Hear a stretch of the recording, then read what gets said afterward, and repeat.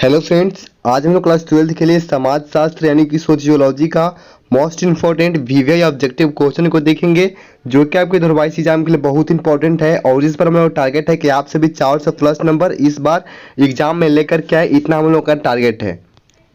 चलिए, आज का पहला क्वेश्चन है और बहुत इंपॉर्टेंट है। वह आंदोलन जिसको माल्थस के अनुयायियों ने संतति निग्रह एवं अन्य उपायों द्वारा जनसंख्या कम करने के लिए चलाया कहलाता है।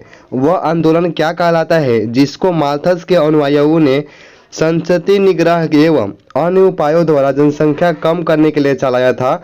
उसको कहा जाता है ऑप्शन नंबर ए नौ माल्थसवाद, यानी कि उस आंदोलन का नाम है नौ माल्थसवाद। इस आंदोलन को कहा जाता है। चलिए, 2 नंबर क्वेश्चन है, निम्नलिखित में किसने विचलन को समाज के लिए प्रक्रियात्मक माना है? किसने विचलन को समाज के लिए प्रक्रियात्मक माना है? इसका सही आंसर है आप लोगों का ऑप्शन बी ई दुखाइम।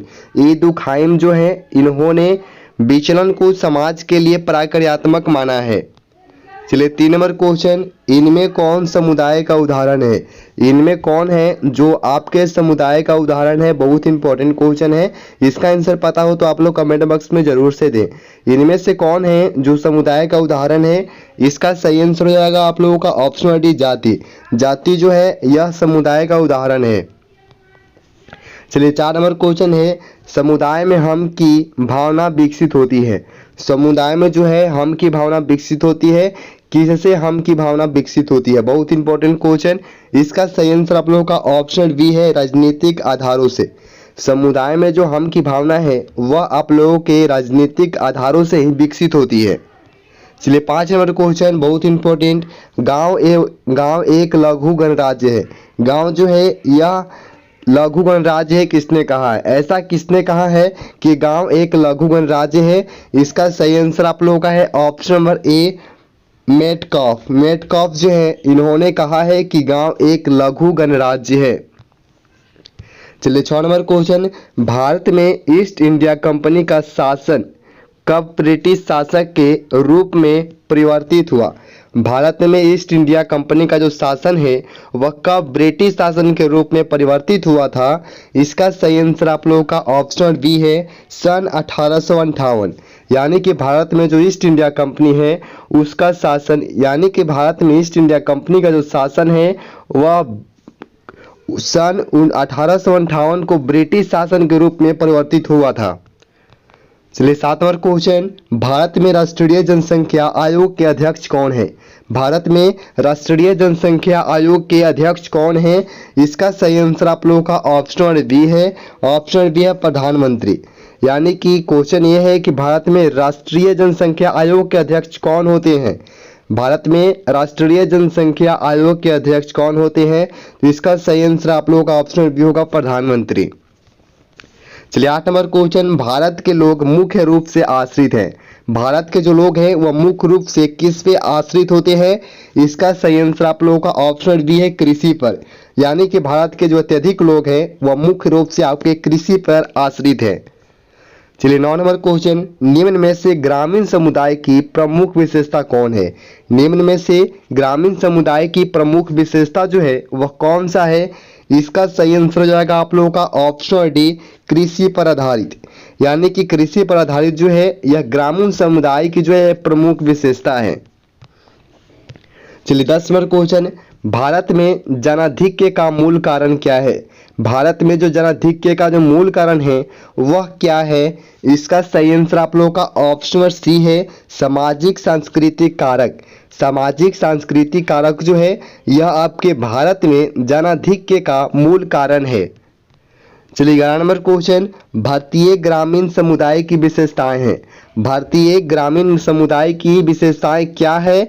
इसका सही आंसर आप लोगों का ऑप्शन डी हो जाएगा, उपयुक्त सभी। उपयुक्त सभी यानी कि ऑप्शन ए है, सामान्य निश्चित क्षेत्र।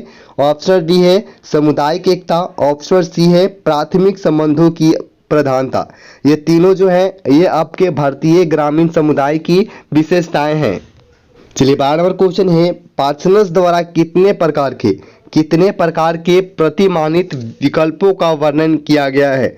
पार्सनस द्वारा कितने प्रकार के प्रतिमानित विकल्पों का वर्णन किया गया है। बहुत इंपॉर्टेंट क्वेश्चन है आप लोगों का एग्जाम के लिए।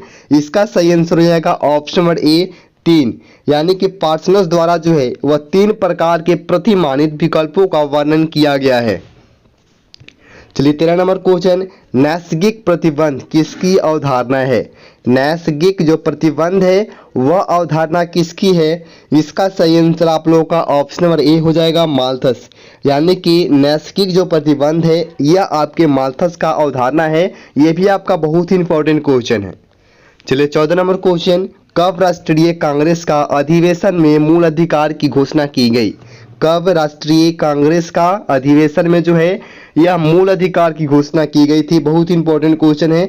इसका सही आंसर आप लोगों का ऑप्शन बी हो जाएगा 1931, यानी कि 1931 में राष्ट्रीय कांग्रेस का अधिवेशन में 1931 में राष्ट्रीय कांग्रेस का अधिवेशन हुआ था, उसमें मूल अधिकार की घोषणा की गई।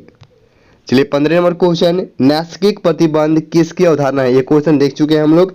नैसर्गिक प्रतिबंध जो है किसकी अवधारणा है, इसका आंसर आप लोग कमेंट बॉक्स में जरूर दें। इससे पता चलेगा कि आप लोगों को क्वेश्चन जो है याद हो रहे हैं कि नहीं।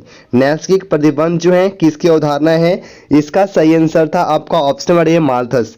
माल्थस जो है ये आपके नैसर्गिक प्रतिबंध की अवधारणा इन्होंने दिया। चलिए 16 नंबर क्वेश्चन, 2001 ईस्वी की जनगणना के अनुसार भारत में सर्वाधिक लिंगानुपात वाला राज्य कौन सा था। 2001 की जनगणना के जो अनुसार है भारत में सर्वाधिक लिंगानुपात वाला राज्य कौन सा था। आप लोग इस ऐसा क्वेश्चन को बहुत ही इंपॉर्टेंट है, याद करके चलें। इसका सही आंसर आप लोगों का ऑप्शन नंबर सी हो जाएगा केरल। देखिए 2001 ईस्वी की जनगणना के अनुसार भारत में जो सर्वाधिक लिंगानुपात वाला राज्य था वो आपका केरल था। चलिए 17 नंबर क्वेश्चन, 2001 ईस्वी की जनगणना के अनुसार भारत के न्यूनतम लिंगानुपात वाला राज्य कौन सा था। यह भी इंपॉर्टेंट क्वेश्चन। इसका सही आंसर आपका ऑप्शन नंबर ए हो जाएगा हरियाणा, यानी कि भारत के न्यूनतम लिंगानुपात वाला जो राज्य है आपका हरियाणा है 2001 ईस्वी की जनगणना के अनुसार। चलिए 18 नंबर क्वेश्चन, शिशु मृत्यु दर में कितने वर्ष के बच्चों की गणना की जाती है। बहुत इंपॉर्टेंट क्वेश्चन है। शिशु मृत्यु दर में कितने वर्ष के बच्चों की गणना की जाती है। तो ये आपके 1 वर्ष के शिशु होते हैं, उनको ही शिशु मृत्यु दर में इनकी गणना की जाती है। ऑप्शन नंबर 20 का सही आंसर हो जाएगा 1 वर्ष, यानी कि शिशु मृत्यु दर में 1 वर्ष के बच्चों की गणना की जाती है।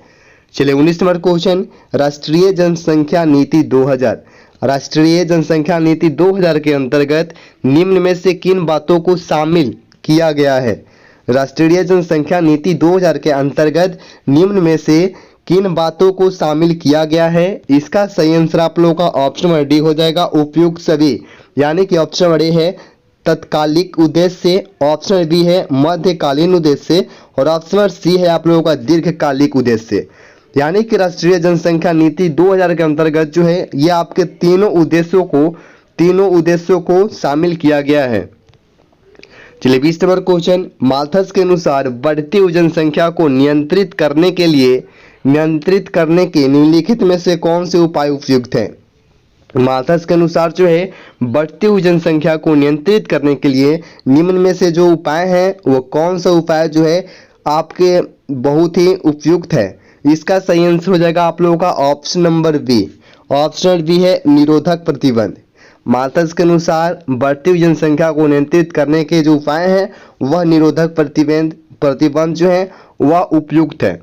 चलिए आज का लास्ट क्वेश्चन था आप लोगों का। अगर आप लोग चैनल पे हैं तो चैनल को सब्सक्राइब कर लेंगे, वीडियो को लाइक करेंगे, अपने मित्रों के साथ शेयर करेंगे। वीडियो से रिलेटेड या फिर कोई भी क्वेश्चन कोई भी डाउट हो आपके माइंड में तो आप लोग कमेंट बॉक्स में जाकर के पूछ सकते हैं। मिलते हैं अगले वीडियो में, धन्यवाद।